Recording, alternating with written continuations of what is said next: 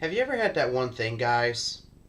That one thing that emotionally touches you, whether it be a video game, a book, a fan fiction, or whatever of the like?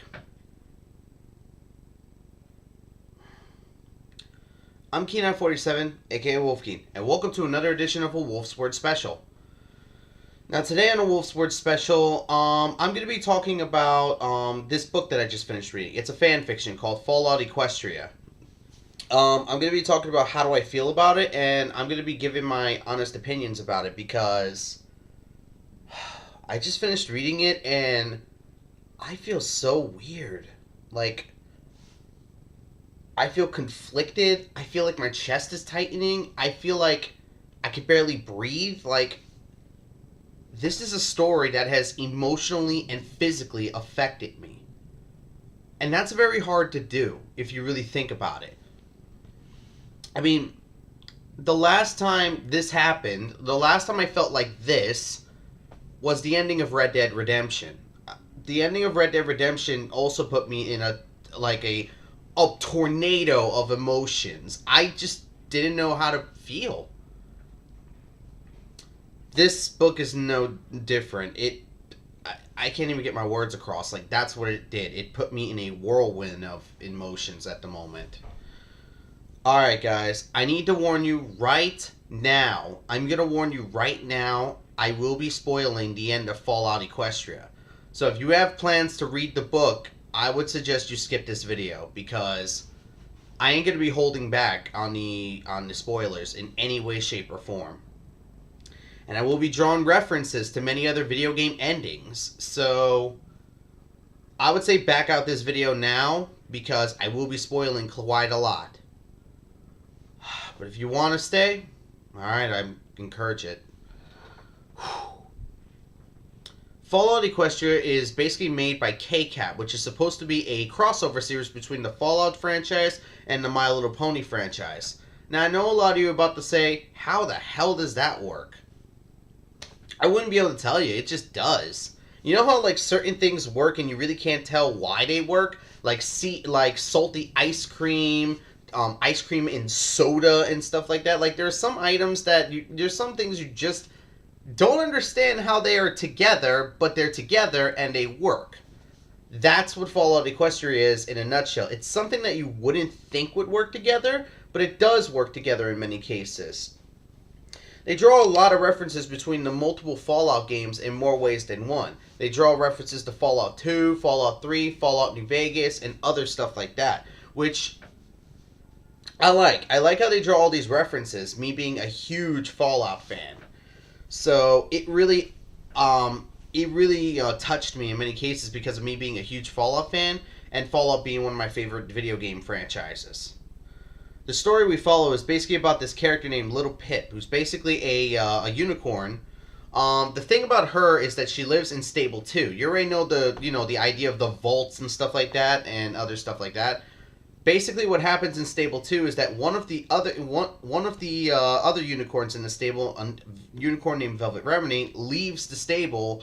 So Little Pip actually chases after her at one point, only to find basically the horrors of the wasteland waiting for her.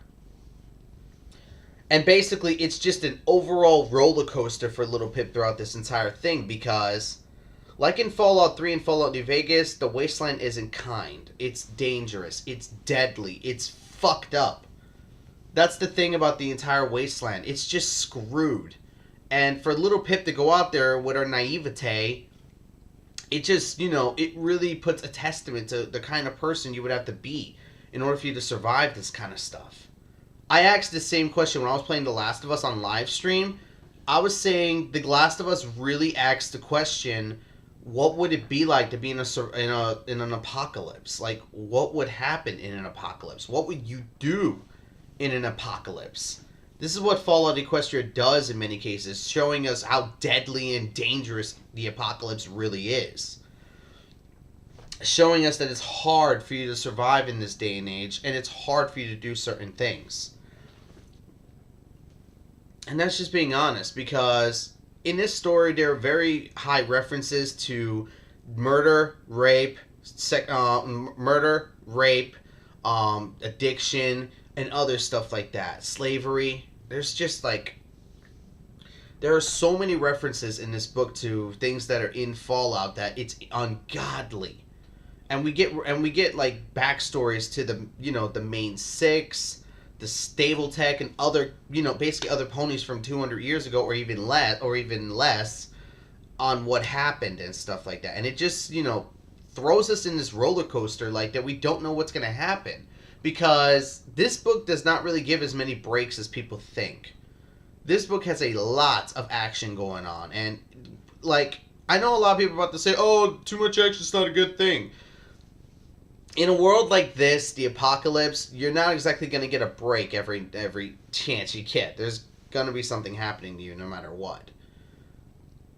And I like the fact that they have no breaks in the story because it really makes you afraid for these characters. Because when they're in these like constant adventures going through heaven and hell, basically, it really makes you fearful that someone is gonna die. Like, it really makes you fearful if someone in the party is gonna die, if they're gonna be mortally injured, and other stuff like that. And this stuff does happen. This stuff does indeed happen. I mean, this stuff does indeed happen in the story where death nearly happens to some of the characters. One thing I liked about the story is that it was really hard to predict what was going to happen. At least until I got to chapter 37. Then I was able to piece everything together. But then again, I'm pretty sure everybody was able to as well, so... It was really hard to predict what was going to happen next. It was really hard to predict what was going to go on. The story was very hard to pinpoint where it was going. That's being honest. The story was very hard to pinpoint where it was going, and that's just being honest. The other thing is that I love the characters in this story. All the characters in this story have great personality in many cases and other stuff like that. I mean, all the characters, like, I'll just explain a few of them because I don't want... Well, I did say there's spoilers, so let's go for it. I mean, Little Pip is very naive, very, oblivious to different things, but she's smart, she's courageous, she's kind, but she's not without her flaws and weaknesses. Little Pip is a character that I inspire to be. I know you're about to say, what? I'm not kidding. In this day and age, where people have given up morals and stuff like that, because let's face it, people, everybody in this day and age has pretty much given up the morals of the old. Honor, respect, dignity. Everything that we used to know about the old world is dying in this day and age. And people feel that, oh, if you don't confine to the ways of the new world, you will only get left behind. I say, fuck that. I honestly say, screw that bullshit. The reason why I say that is because I honestly feel like that's not true. If you forget about the ways of the old world, that doesn't make you any better than a monster. That's just being honest. That makes us no better than animals. This is why Little Pip is a character I love, because it's something I'm inspired to be. I want to be that person that helps people. I want to be that person that opens their eyes. I know that sounds extremely cheesy, but it's true. I want to be that person. It's very hard to be that person in this day and age, because if you be that person, you're a target, basically. Because no one wants a person like you in this day and age. So it's really hard to be that person, knowing for a fact that if you are that person, you're a target, basically. But the thing is, I keep doing it, no matter what. Same thing with Little Pip. I mean, in one of the sub-chapters, Little Pip even said it. The Wasteland better throw everything that they goddamn can at her, because she ain't gonna quit. And I admire that. I really admire that, because that is something I feel like. I feel like Little Pip in many cases. Like, this is a character I relate to almost 100%. Yes, she's kind, she's courageous, she has really good morals, but she's not without her flaws. I'm not without my flaws. We've all had our dark side. We've all had everything. I mean, in one part of the story, Little Pip massacres a town because she found out they're cannibals. I know a lot of people are about to say, oh, she's in the right for that one. Is she? Is she really? Like, ask yourself this question. Can you say 100% without a doubt, without a shadow in your mind, that massacring a town because they're cannibals is good. I'm sorry to say, but can you really say that 100%? Murder is murder, no matter how you look at it. It's just being honest. Murder is murder, no matter how you look at it. Does that make Little Pip evil? No. Does that make Little Pip good? No. It's really a choice that you have to make, and basically it depends. Because that is a choice that really hinges on the fact of, can you really accept yourself after this? Because it doesn't matter whether this choice is good or bad, it's the reason of if you can accept yourself, that you can believe in yourself after something like that. Like the character DJ Pony said in the story, heroes aren't determined by their good deeds. They're determined after they fail and fall and how they dust themselves off and get back into the good fight. That's what determines a real hero. And I agree with that statement, because after an event like that, what would you do? Would you get back in the fight? Would you give up? That's what determines what kind of a character you really are. And I love that, because I've had my moments. I've failed. I've fallen. I've screwed up. I've done stupid things. And I'm living with them for the rest of my life. Like, all these stupid decisions I made, I live with them for the rest of my life. Do I let them stop me? No. I make sure to let them be my strength. Let them be something that I hold so I never go that far again. And that's just being honest. Calamity is another character I love in the story. I mean, I see Calamity as like the older brother of the group. I know a lot of people probably disagree with me on that one, but I kind of see Calamity as like an older brother of the group. Calamity was Little Pip's first friend, and he cares for Little Pip just like a older brother would. I mean, their relationship never goes further than that, like a bromance. Their friendship, never goes any further than like a bromance or something like that. Okay, yes, Little Pip's a girl, but you get the freaking point. Get me? Like, you get the point. He knows Little Pip inside and out, basically. He knows when she's hurting. He knows when she's happy. He knows basically everything about her, almost like a love interest. And that's just being honest. That's why I see Calamity like an older brother. Velvet, I would see like the mother figure of the group in many cases, and I do like her personality because she wants to see the good in the wastes. She can't believe that it's all bad. It's being honest. She can't believe that the wasteland is all bad. It's all evil. That it's all about killing. She doesn't believe in that. And I like that about her, because I believe in that too. Amongst all this killing that happens in the real world, amongst all the crime, murdering, and other stuff like that happen in the real world, I believe that there's still people out there that don't want this. I mean, like, I believe there are people who don't want this, and I fully acknowledge this. Like, that's just being honest. I fully acknowledge this. Then you have characters like Steelhooves, which I do like because basically he's someone who's screwed up and is basically trying to atone for his sins, kind of like Boone from Fallout New Vegas. And then you have Zenith, who's basically scarred for life, basically, feeling like she can't be responsible for anything, that she can't be responsible for herself in many cases. I mean, these characters are so fleshed out that it's really hard for me to hate any of them. And really, the story really does a great job portraying this idea of basically friendship, survival, and other stuff like that. Oh, sorry. It's really hard for me to say that. It's just, this story has affected me really heavily, and that's hard to do. Alright, so I guess we're about to enter the elephant in the room. The ending. The ending. The ending of Fallout Equestria. The greatest of virtues in life.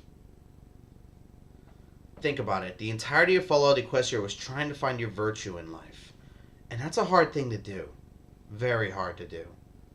I know I haven't. I know I haven't found my virtue yet. But when Little Pip found hers, it was a startling realization for me. Because by chapter 39, I knew what she was planning.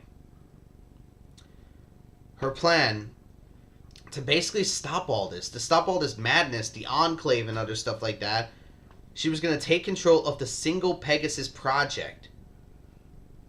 Once she takes control of that, she basically takes power away from the Enclave. Basically taking away their propaganda. And once she takes away their propaganda, they no longer have the same foothold on the Pegasi that they did before. I mean, that's the thing, guys. Once you take away a propaganda or expose lies, they lose power. That group loses power no matter how you say it. But the cost of this kind of thing. The cost.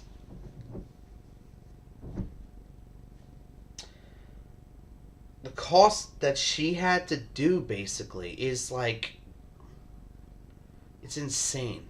I'll say that much. It's insane. In order for her to take control of the single Pegasus project, she had to put herself into an induced coma. Yeah, she had to put herself into an induced coma and basically trap herself in a place where she could never escape. I'm not kidding. The shield that protects the place can only be entered by Princess Celestia. And the way that she got in was by using Spike. Once she got in, she was trapped in there. That was her cage, basically. This is basically her cage. She chose to be trapped in here for all of eternity, just to give the world a better place. And hell, at one point she was given the option to go back. Basically, inside the project, Celestia had herself inserted into the computer system, and she gave Little Pip the option to go back, enjoy another day, and then send someone else in her place to do this. She didn't have to sacrifice herself for the greater good, basically. This is exactly like Fallout 3 in many cases, because in Fallout 3, you have to activate Project Purity. But you can either send yourself in there, or you could send, I forgot this girl's name, Lyons, I believe. I forgot, that was her last name, but you get what I mean. You can either send yourself in there, or you could send her. Or if you have Broken Steel, you could send Fox, but that doesn't matter. This is a hard decision to make. Because let me say this, guys. Can you really, and I'm being honest, can you really say you would sacrifice yourself for the greater good? Sacrifice your life, your happiness, everything you hold dear for everything else, for the good in others that you don't even know about. Would you be able to? That is a very hard choice to make, because think about it for me. If I had to make this kind of a sacrifice, what am I leaving behind? I'm leaving my nephew. I'm leaving my niece. I'm leaving my family. I'm leaving my friends. I'm leaving my life. I'm leaving everything that I hold dear just to sacrifice it all for the good in others that I see. That is a very hard decision to make, no matter how you look at it. And it's really, really hard to say, would I do it? If I'm being 100%, I would. I know a lot of people have to say, oh, you're just getting on a high horse, stuff like that. No. Look into my eyes. If I had to make a choice like this, I would do it. I see the good in others, just like Little Pip. I see the good in the world, just like Little Pip. I would be willing to sacrifice myself, just so the good in others can continue. And it's really hard, because Little Pip had a lot to go back to. Think about it. If you read the story, think about it. She had a lot to go back to. This sacrifice was basically insane, because she had a lot to go back to. Back in the stable, she knew nothing about friends. She knew nothing about happiness. She knew nothing about any of this. And now being in the wastes, she made friends. She had a love interest. She basically went through all of this hell to show that there's good in others. She inspired hope in others, making more groups come alive that want to battle for the greater good. She inspired all of this. So to make the sacrifice, to basically take yourself completely out of the equation, basically like this, is hard to do. Because this isn't something that you'll be doing for a short time. Little Pip will probably be doing this for the rest of her life. And it's hard for me to, it's hard. Because it really, that was her virtue. That was Little Pip's virtue in the story. Sacrifice. It's really, really hard for me to say that this didn't affect me. I mean, like I said, there are very few stories and games that affect me like this. I mean, think about it. The ending of Red Dead Redemption was so effective in many cases, mainly because you followed this character from beginning to end. You empathized with this character. You love this character. And then to see what happens to them, you just, don't know how to look, but just... That's how I felt with Little Pip. The hell that she went through to survive all this. Every adventure that she went through, every choice that she made, every sacrifice she made, everything she did. Everything she did led up to this. And when that moment of truth came, I was still dumbfounded. That's the best word I can come up with. I was still dumbfounded. Because when she made that ultimate sacrifice, she knew what she was leaving behind. She knew her friends would, she would be leaving her friends. The ones that she made out here. She would be leaving her love interest, Homage. She would be leaving it all. Just to save the wasteland. And that's a very hard sacrifice to do. And I won't lie. It's a very noble sacrifice in many cases. I know this sounds ungodly cheesy, but it's the truth. This story has affected me more than anything else that I've ever read in my life. Anything that I've played. The only thing that's affected me this dramatically was Red Dead Redemption's ending, where the ending basically shot me in the heart. I didn't know how to feel. This one is basically putting every single pain that Little Pip has been through and shoving it at me. That's what it's doing. It's doing everything that Little Pip has felt. My heart is hurting, my lungs are crushed, my chest hurts, it feels like now I feel Little Pip's pain.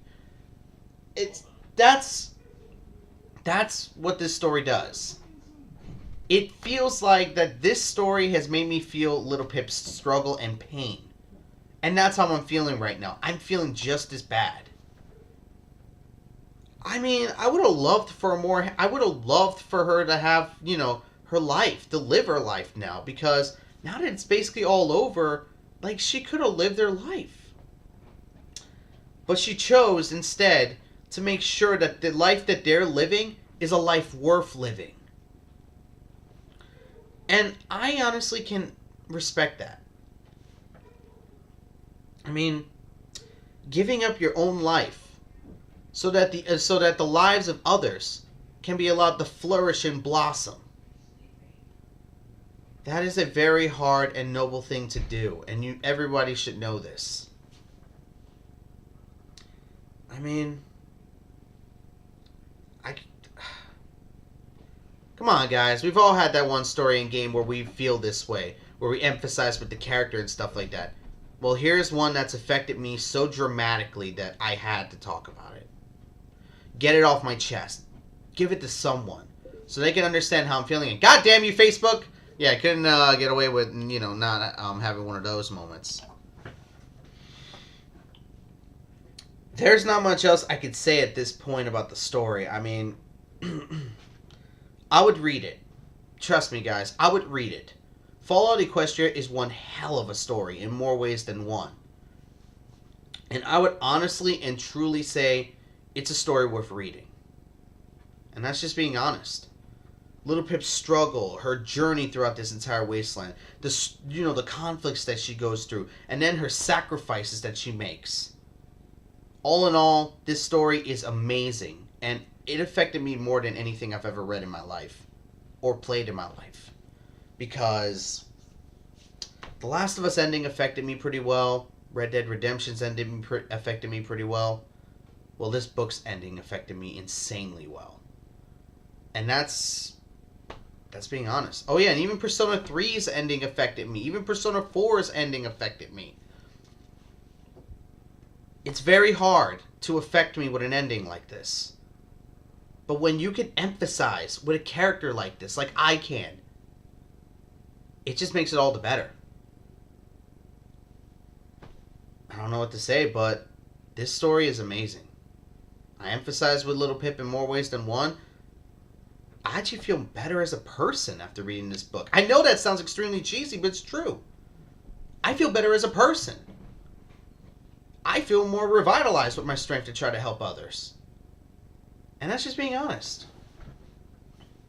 Not much else for me to say, guys. I mean, I said as much as I could, and I pretty much spoiled the book, but I know I want you to still read this book. Even though I spoiled the ending and stuff like that, you should still read the book to go through her adventure, because it is something worth going through. And since, Project Horizon is still there, like, someone made a side story in Fallout Equestria universe, which is Project Horizon. I need to read that now.